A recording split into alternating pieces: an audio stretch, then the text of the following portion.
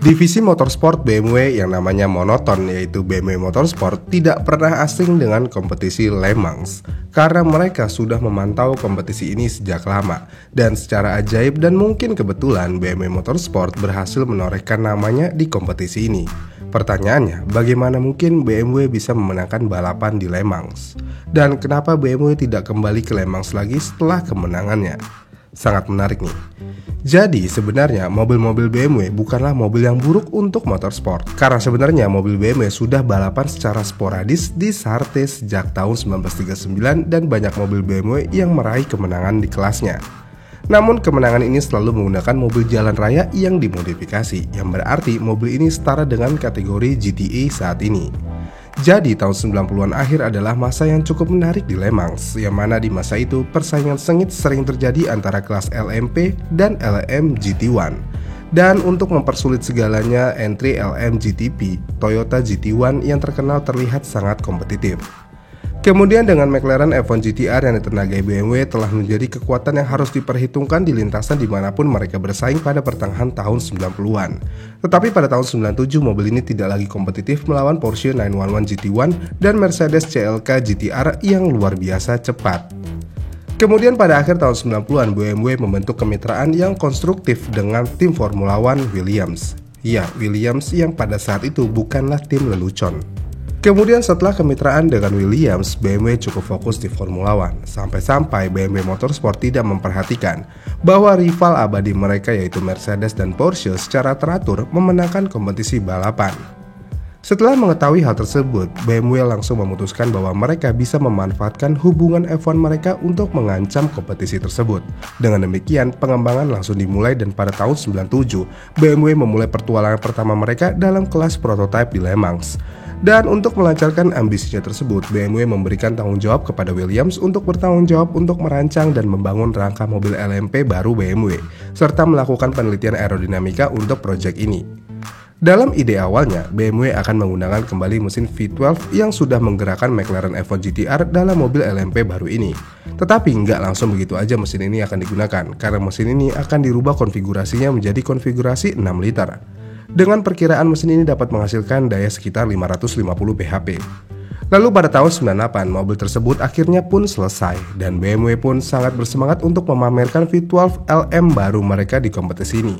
Namun seperti yang mungkin sudah ditebak, mobil tersebut tidak berperforma sebaik yang BMW harapkan. Dan akhirnya BMW terus mengalami kekalahan secara konsisten dari mobil LM GT1 Porsche dan Mercedes. Bayangin aja, mobil kelas prototype kalah sama mobil kelas LM GT1. Karena secara teoritis, mobil prototipe seharusnya lebih cepat daripada mobil LM GT1.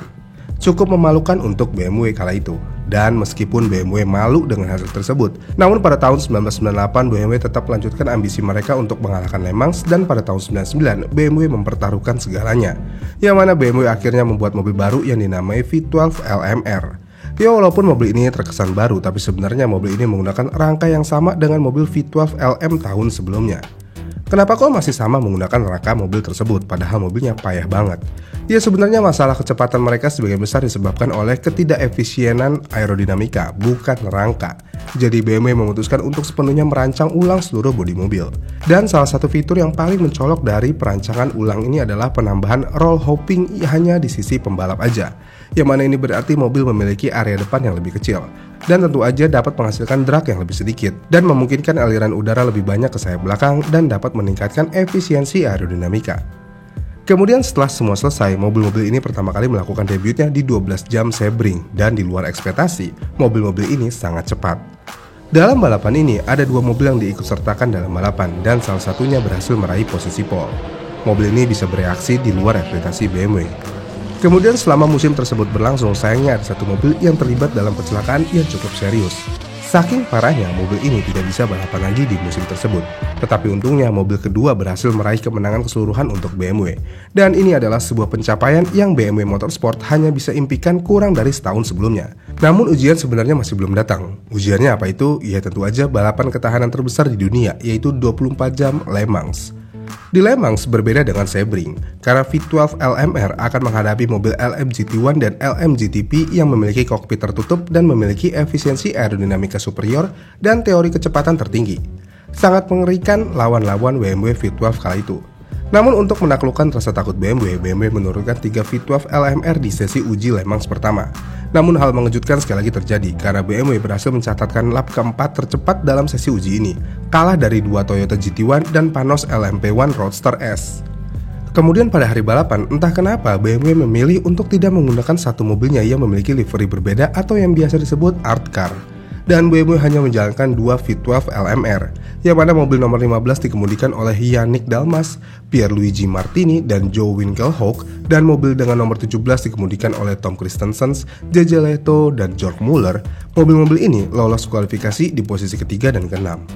Yang berarti mobil ini kalah lagi dari Toyota GT1. Tapi itu kan kualifikasi, karena ketika balapan sesungguhnya BMW mulai terlihat kuat dan kompetitor mereka mulai mengalami masalah keandalan. Dan setelah 12 jam pertama, Mercedes dan Nissan sudah keluar dari balapan ini karena tidak ada satupun mobilnya yang masih bertahan.